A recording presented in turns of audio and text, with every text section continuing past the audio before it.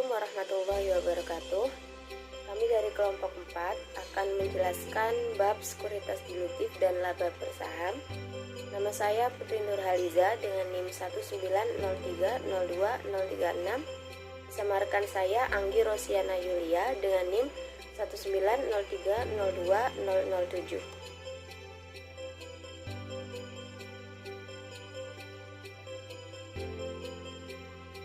Langsung saja kita ke materi. Yang pertama, sekuritas dilutif. Sesuai dengan istilah dilutif yang berarti penurunan, sama halnya dengan sekuritas dilutif yang dimana merupakan surat berharga yang dapat dikonversikan menjadi saham biasa, sehingga pada saat dikonversikan akan mempengaruhi jumlah saham yang beredar dan berdampak pada penurunan nilai laba per saham atau terdilusi. Lebih simpelnya bahwa dalam perhitungan laba per saham komponen atas pembilang yang merupakan earning atau pendapatan, sedangkan pada komponen bawah perhitungan EPS atau penyebut yang merupakan outstanding common stock atau saham biasa yang beredar, di mana jika semakin banyak jumlah saham yang beredar dikarenakan adanya sekuritas dilutif itu tadi, maka akan berpotensi menurunkan nilai EPS atau sering dikenal dengan istilah laba per saham dilusian. Berikut ilustrasi terkait pengertian dari sekuritas dilusian.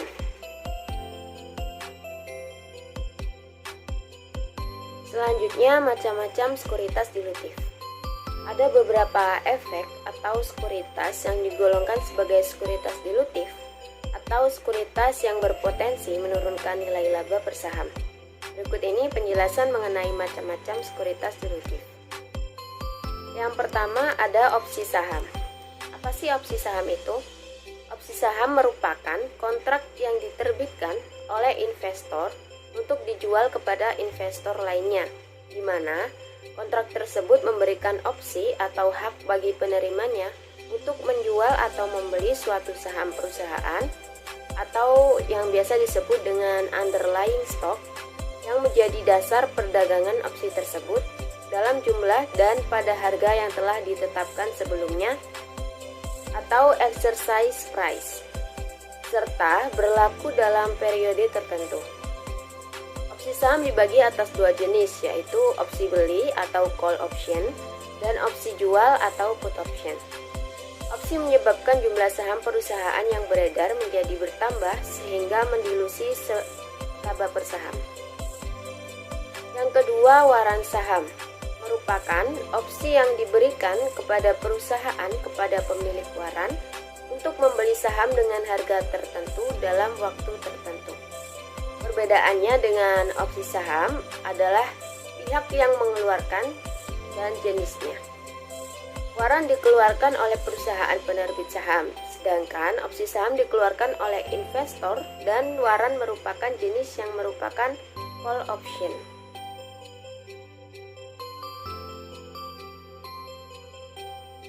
Yang ketiga, obligasi konversi. Merupakan surat utang yang memberikan fitur opsi bagi pemegangnya untuk mengkonversikannya menjadi perusahaan setelah, selama, atau pada tertanggal tertentu setelah surat utang dikeluarkan. Biasanya pada rasio pertukaran yang sudah ditentukan terlebih dahulu pada penerbitan obligasi tersebut. Berikut beberapa bentuk dari utang konversi. Yang pertama, utang konversi dengan fitur konversi sebagian. Yang kedua, utang konversi dengan fitur konversi seluruhnya. Yang ketiga, utang konversi dengan fitur konversi wajib seluruhnya. Saya di sini juga akan sedikit menjelaskan tentang perlakuan akuntansi terhadap utang konversi. Utang konversi merupakan instrumen campuran yang memiliki komponen utang dan juga komponen ekuitas.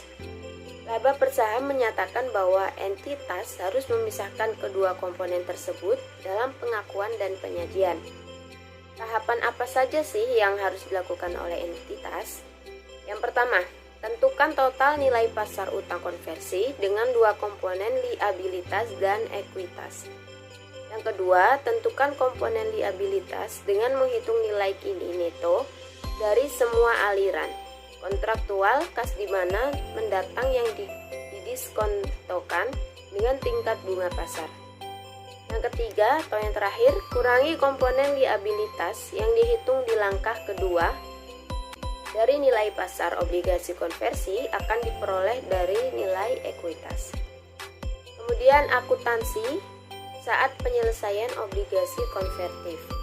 Dalam penyelesaian obligasi konversi, perusahaan dapat melakukan beberapa alternatif, yaitu ada 4 alternatif.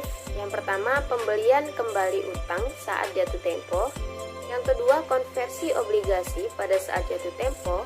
Yang ketiga, konversi obligasi pada saat sebelum jatuh tempo. Dan yang terakhir, pembelian kembali sebelum jatuh tempo. Kemudian konversi dipercepat. Perusahaan yang mengeluarkan obligasi dapat mendorong untuk dilakukan konversi lebih cepat.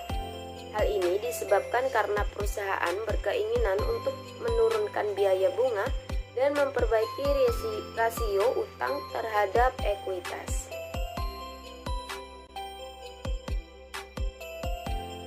Yang keempat, saham preferen konversi. Saham preferen merupakan saham yang memiliki keutamaan dalam pendistribusian laba. Seringkali juga saham preferen memiliki fitur konversi atau dapat diubah menjadi saham biasa. Saham preferen konversi adalah sekuritas saham utama yang mana pemilik saham preferen dapat mengkonversi menjadi saham biasa dalam jumlah yang telah ditentukan sebelumnya. Berbeda dengan obligasi konversi yang mana utamanya merupakan sekuritas utang dan opsi konversinya merupakan sekuritas ekuitas. Sekuritas saham preferen konvensi secara prinsipnya merupakan sekuritas. Oleh karena itu, perusahaan tetap memasukkan kedua komponen tersebut dalam ekuitas perusahaan. Kemudian yang terakhir, kompensasi berbasis saham. Merupakan imbalan yang diberikan perusahaan kepada pemasok barang atau jasa yang dapat mencakup pihak karyawan dan non-karyawan yang mana kompensasi tersebut berbentuk saham atau pengakuan kewajiban yang jumlahnya ditentukan berdasarkan pada harga saham atau instrumen ekuitas perusahaan. Hal ini diatur dalam PSAK 53 revisi 2010. Pembayaran berbasis saham. Dan pembayaran berbasis saham, entitas mengakui barang atau jasa diterima pada nilai wajar barang atau jasa diterima, kecuali jika nilai wajar tersebut tidak dapat diestimasi secara andal. Jika entitas tidak dapat mengestimasi nilai wajar barang atau jasa yang diterima secara andal, maka entitas harus mengukur nilai barang dan jasa tersebut. Dan kenaikan ekuitas terkait secara tidak langsung dengan mengacu pada nilai wajar instrumen ekuitas yang diberikan.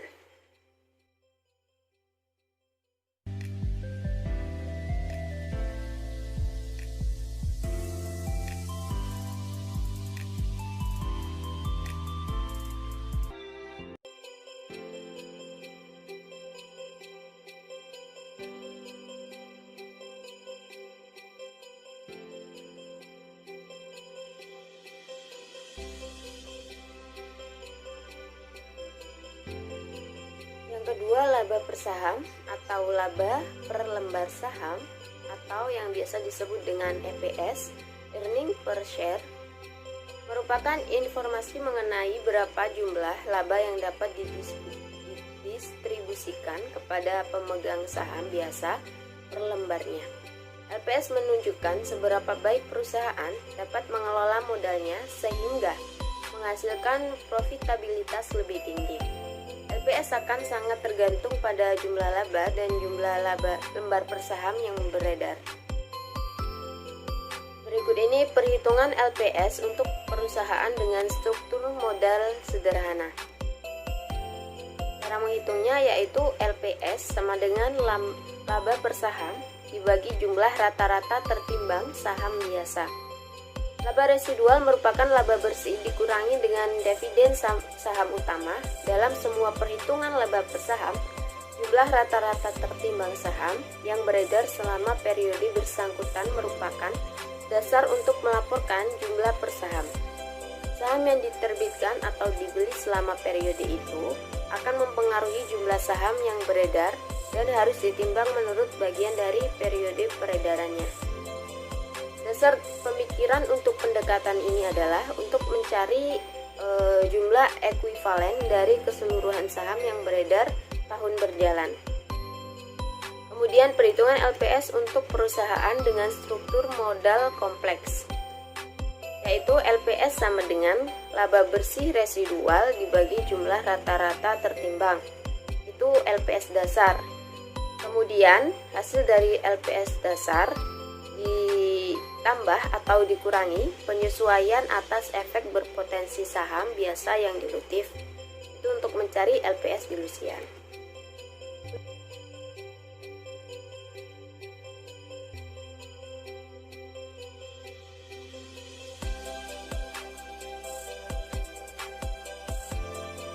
Perhitungan LPS dilusian menyesuaikan LPS dasar dengan efek berpotensi saham biasa yang bersifat dilutif. Beberapa efek berpotensi saham biasa yang bersifat dilutif adalah sebagai berikut. Yang pertama, opsi waran dan instrumen keuangan sejenis. Yang kedua, instrumen yang dapat dikonversikan. Yang ketiga, saham yang dapat ditempatkan secara kontingen. Yang keempat, kontrak yang dapat diselesaikan dengan saham biasa atau kas. Yang kelima, opsi yang dibeli. Yang keenam, opsi jual yang diterbitkan.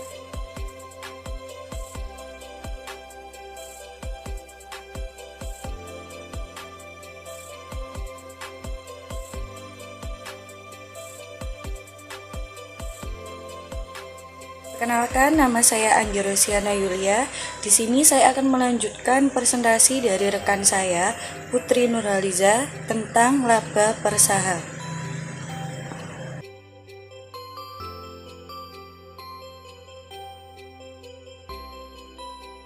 Dalam melakukan perhitungan laba per saham dilusian, perlu dilakukan penyesuaian atau laba per saham dasar. Penyesuaian tersebut dilakukan dengan melakukan penyesuaian terhadap laba residual dan penyesuaian terhadap jumlah rata-rata tertimbang saham biasa beredar.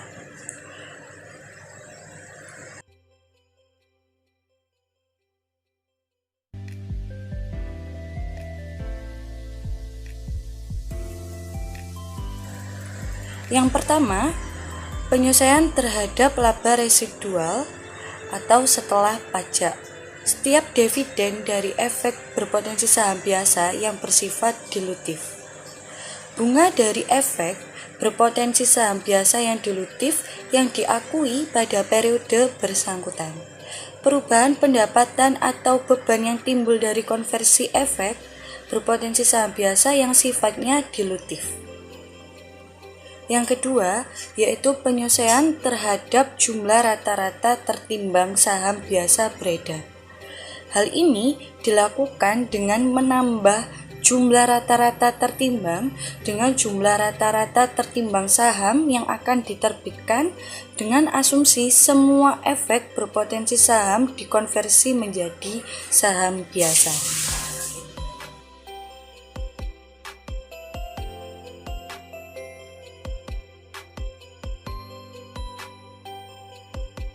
Ada beberapa tahap untuk menghitung laba per saham dilusian. Tahap yang pertama, untuk setiap efek berpotensi saham biasa, tentukan efek per lembar dengan mengasumsikan efek tersebut dikonversi atau dilaksanakan. Yang kedua, peringkat hasil perhitungan pada nomor 1 di atas dengan mengurutkan efek yang paling kecil hingga yang terbesar efeknya terhadap laba per saham. Yang ketiga, dimulai dari laba per saham. Hitung kembali laba per saham dengan menambah dampak laba per saham inkremental yang terkecil dari langkah kedua apabila hasil kalkulasi menghasilkan nilai laba per saham yang lebih rendah dari laba per saham dasar atau sebelumnya, maka lanjutkan rekalkulasi berikutnya untuk efek terkecil selanjutnya hingga semua efek yang dimiliki diperhitungkan dalam laba per saham dilusian.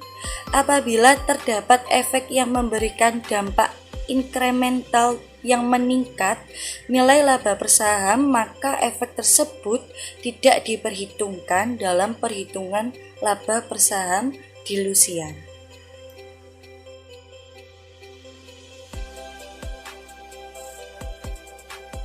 Selanjutnya yaitu penyajian dan pengungkapan. Apabila entitas memiliki kompensasi berbasis saham, maka entitas mengungkapkan informasi yang memungkinkan pengguna laporan keuangan untuk memahami yang pertama, sifat dan lingkup perjanjian pembayaran berbasis saham yang ada di dalam suatu periode. Yang kedua, nilai wajar barang atau jasa yang diterima. Yang ketiga, dampak transaksi pembayaran berbasis saham terhadap laba atau rugi entitas dalam suatu periode dan posisi keuangannya. Sedangkan berkaitan dengan penyajian dan pengungkapan laba per saham, perusahaan harus mengungkapkan beberapa hal. Yang pertama, jumlah laba rugi yang dipakai sebagai pembilang dalam perhitungan laba per saham dasar dan dilusian, dan rekonsiliasinya dengan laba rugi untuk periode yang bersangkutan. Yang kedua, jumlah rata-rata tertimbang saham beredar yang dipakai sebagai penyebut dalam perhitungan laba per saham dasar dan dilusian, dan rekonsiliasi penyebut-penyebut satu dengan yang lain.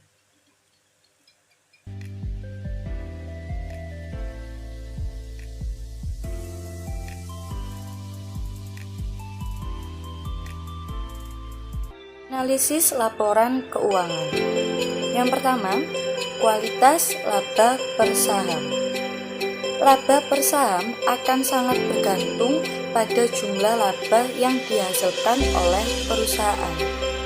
Jumlah laba tersebut akan sangat bergantung pada kebijakan akuntansi yang digunakan oleh perusahaan. Yang kedua, tren laba per saham. Apabila perusahaan memiliki laba per saham yang bertumbuh dan trennya menunjukkan arah yang meningkat secara konsisten, maka perusahaan tersebut memiliki kinerja yang baik. Dan jika sebaliknya, maka investor perlu melakukan analisis kinerja atas perusahaan tersebut secara lebih mendalam.